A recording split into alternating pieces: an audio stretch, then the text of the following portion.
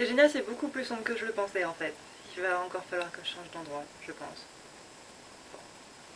Hey, aujourd'hui on se retrouve pour une nouvelle vidéo pour le plus beau jour de l'année. Je vais aujourd'hui vous parler de ce que les Wiccans appellent Mabon, chose, bref, quelque chose, voilà. Autrement dit, on va parler de l'équinoxe d'automne. La différence c'est que pour les Wiccans, si vous voulez, la fête de Mabon dure tout le week-end. Fort heureusement, pour moi, l'équinoxe ne dure qu'une journée. Je pense que je vais déjà mettre 3 semaines à m'en remettre. On va laisser passer comme ça. Si jamais, pour la petite aparté, vous voulez faire la fête Wiccan comme les Wiccans, tout ce que vous devez faire, c'est célébrer les récoltes, en gros. Mabon, en fait, c'est la fête des récoltes. Donc pour ça, durant ce week-end-là, on vous conseille de faire des réserves, de faire des conserves, que ce soit des fruits, des légumes, que ce soit à peu près tout ce qui est lié du coup à la culture de la terre, tout ce qui est lié à la célébration de la terre. C'est vraiment les récoltes dans leur ensemble en fait. Avec ça, vous pouvez décorer du coup votre hôtel de Mabon avec des baies, avec des légumes racines, avec des symboles d'équilibre aussi, par exemple le yin et le yang. Je vous avoue que je ne m'y connais pas spécialement en culture wiccan et d'aller voir sur divers sites. Je pense que vous trouverez très aisément votre petit bonheur, sans compter les groupes Facebook qui sont une mine d'informations énorme et surtout des témoignages. Ceci étant dit, moi ce que je voulais surtout vous parler c'était par rapport à cet équinoxe qui personnellement va me pourrir la vie. Faut le savoir, je déteste les équinoxes, mais je déteste ça. C'est la période de l'année que je supporte le moins, à la fois énergétiquement et émotionnellement parlant. Parce qu'un équinoxe c'est quoi? Un équinoxe c'est un changement... Merci le focus. Un équinoxe c'est quoi? Un équinoxe c'est un changement de saison en fait, tout simplement. Et les changements de saison de base, je n'aime pas ça. Alors si en plus on lui donne un nom particulier, c'est qu'il y a une raison. Donc le truc c'est que l'équinoxe ça va faire un changement de saison, mais c'est un changement de saison qui est plus hard, on va dire, que de simplement passer de l'automne à l'hiver. Ça, c'est des changements doux encore, mais quand il y a le mot équinoxe avec, vous pouvez être sûr que ça va déboîter sévère. Et là, par contre, bah moi personnellement, voilà, ce sont les 2 jours de l'année, l'équinoxe du printemps et l'équinoxe d'automne, où je suis le plus en PLS. Voilà. Durant l'équinoxe, ce changement de saison là, ça fait qu'au niveau des énergies, ça bouge énormément. Ce sont en gros les énergies de la planète qui sont en train de changer et clairement, ça fait pas du bien, du tout. C'est-à-dire que en gros, votre corps énergétique, votre corps éthérique et vous-même, voilà, dans la matière surtout, c'est important, vous devez vous réaligner par rapport aux énergies, aux nouvelles énergies qui se sont mises en place. Jusque là, sur le papier, c'est censé être bon. Sauf que ton corps il a un décalage entre les énergies de la planète actuelle, donc les énergies de l'été, et les énergies de l'automne. Tu fais un bond en fait entre les deux, sauf que ton corps il touffe. Voilà. Donc généralement on reste dans les énergies de l'été parce que nous on ne change pas d'énergie d'un jour sur l'autre. Voilà. Et c'est ce qui est le plus dramatique. Vraiment, je déteste ces jours-là. Surtout que là, en plus, parce que forcément un équinoxe ne va pas nous demander de juste changer de saison comme ça, c'est pas... Non, c'est pas aussi simple. Il faut en plus avoir des choses à travailler avec tout ce tralala, vous voyez? C'est-à-dire qu'en plus, on va nous demander de bosser sur nous. C'est pour ça que j'aime pas toute cette période-là. Parce que bien entendu, on nous prépare avant à ce changement d'énergie, mais pas suffisamment en fait. Pas... non, du tout. C'est comme si vous aviez un prof qui se rendait compte que votre bac est la semaine prochaine et qui va vous dire « Ah, oups, j'ai oublié. Bon bah du coup on va faire ça, ça, ça, ça, ça, ça, ça et ça. » Voilà. Donc comment vous dire que là, très clairement, les énergies font en place que vous avez un sentiment de pression, un sentiment qui vous donne envie de vous carapater très loin, de fuir très très très très loin, qui vous donne tout simplement l'impression que vous n'allez jamais vous en sortir, qu'il y a le temps qui presse, et bah c'est à cause de l'équinoxe. Voilà. Cette pression, cette impression de temps qui file, de temps que vous n'arrivez absolument pas à rattraper, Donc si depuis 1 ou 2 semaines vous êtes complètement en PLS en vous disant que si vous n'arrivez pas à faire ce que vous vous êtes fixé comme objectif d'ici la fin du mois, vous n'arriverez strictement à rien, vous serez une merde totale, que vous ne valez strictement rien et que si ça se trouve les profs que vous aviez en primaire avaient raison sur le fait que vous n'auriez strictement aucun avenir, c'est à cause de l'équinoxe. Voilà, c'est cadeau. Maintenant tu comprends un petit peu mieux pourquoi je déteste ce jour. Donc là, très clairement, qu'est-ce qui va se passer du point de vue énergétique, parce que c'est quand même un petit peu le but de cette vidéo, et non pas de juste cracher ma haine sur ce jour tant apprécié et merveilleux. Au niveau des énergies, globalement, je vais pas vous faire tout le tralala astronomique, on a un délire avec l'astéroïde Chiron. Donc pour l'astéroïde Chiron, pour voir un petit peu tout ce qu'il fait, je vous invite à aller voir la chaîne de mon amie Lisa Arwen. Et je vous invite à vous renseigner sur Google, vous trouverez des informations absolument magnifiques à propos de ce gros tas de cailloux qui vole un petit peu partout dans l'espace. Concrètement parlant, qu'est-ce que ça va nous demander? Ça va nous demander, grosso modo, de nous rendre compte que la société dans laquelle on est n'est pas vraiment celle qu'il nous faut.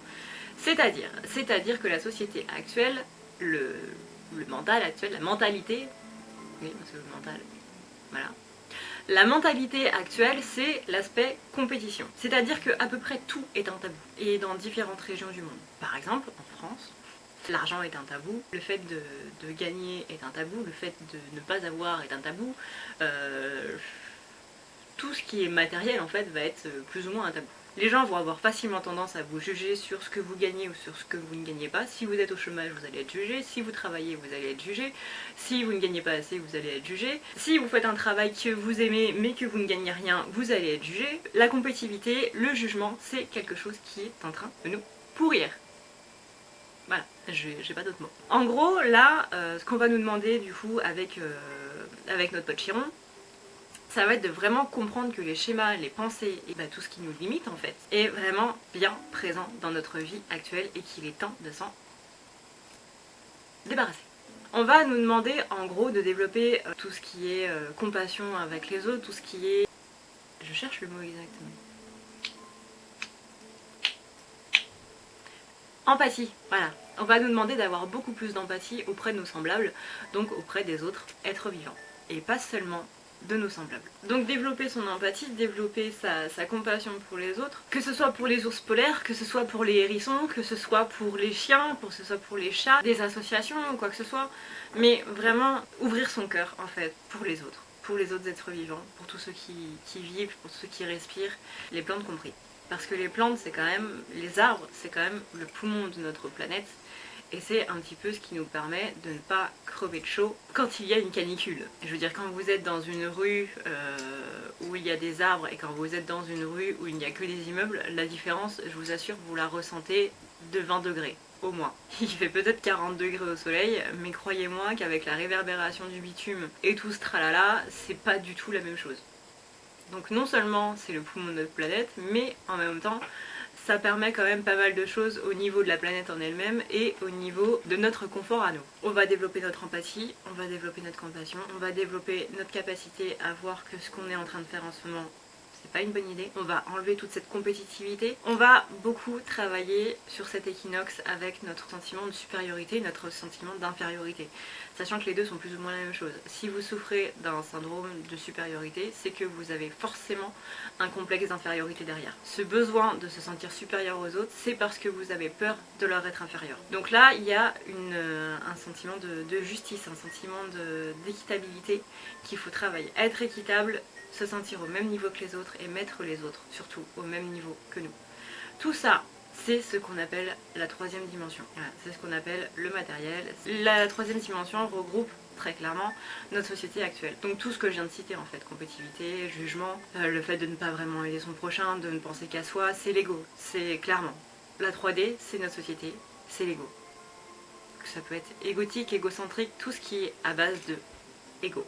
Donc réfléchissez bien à tous ces comportements qui sont liés à cet ego là et voyez vraiment comment ça peut vous affecter dans votre vie de tous les jours, c'est très important. Parce que le but de tout ça, le but là dans les énergies d'automne, ça va vraiment être de travailler là-dessus et de pouvoir d'ici l'année prochaine vraiment être plus axé sur l'ouverture du cœur, donc sur le fait d'aider son prochain, sur le fait d'aider les autres, de donner de soi. Et ne vous inquiétez pas que même si vous donnez de l'argent, cet argent-là vous sera toujours rendu derrière. Quand vous donnez sans attendre de recevoir, quand vous donnez sans rien en retour, vous avez toujours quelque chose qui vous revient derrière. C'est pour ça qu'il faut pratiquer du coup l'abondance. Donc là, cet équinoxe tombe en plein dans les 11 jours de Ganesh. En plus, Ganesh qui vous offre l'abondance, qui vous aide du coup à avoir un petit peu tout ce qui est imaginatif et tout ce tralala, qui vous aide en plus à écarter les obstacles de votre vie. Ça veut dire que vous pouvez totalement appeler Ganesh pour qu'il vous aide à faire en sorte d'écarter les obstacles qui voilent vos petits yeux. Maintenant, les plus importants à faire, comment faire pour faire en sorte que cet équinoxe se passe le plus doucement possible et comment faire pour se réaligner et surtout comment faire pour se réaligner par rapport aux énergies. Et bien ça va demander un énorme travail, vraiment. On va vous demander tout simplement de manger des fruits et légumes de saison, de manger des choses qui viennent de la terre pour vous réaligner avec les énergies de la terre. Donc faites des potages avec les légumes de saison, faites des salades avec les légumes de saison, faites n'importe quoi avec les fruits et légumes de saison. C'est très important parce que ces légumes et ces fruits auront du coup l'énergie de la terre, l'énergie qui est en place. Je vous demande surtout pas d'acheter des trucs que vous avez en supermarché. Le mieux c'est d'aller aux producteurs du coin, non seulement vous les aiderez, mais en plus vous mangerez des trucs de meilleure qualité et des trucs qui sont pas importés, qui sont pas été faits sous serre et tout machin.